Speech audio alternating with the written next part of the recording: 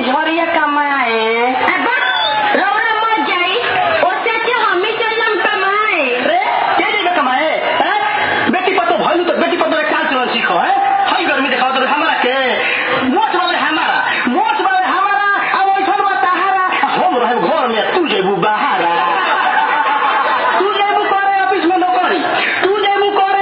नौकरी केहू से बतियाबू हमार देह झोंकरी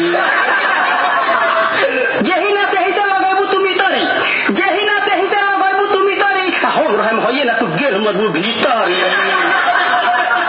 हमके सिखाओ करू पढ़े के काकाहारा हम रहे घर में तू जेबू बाहरा आधा चाउर भेज करलू घर में दल घुसरी आ झूठे कहलू घर में डोंट करे मुसरी तू ही कह के विश्वास करी तोहर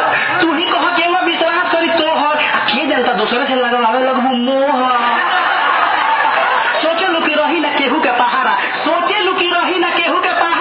हम रहे घर में तू जेबू बाहरा तू हजा के खबू आलू गोभी भांटा हम यहाँ रह के डोलाम का घांटा यहाँ हमार मन छबटाई करी खूब आ तू हकेरा लिलबू हो गुब कही होई रात पहाड़ कही हो बिन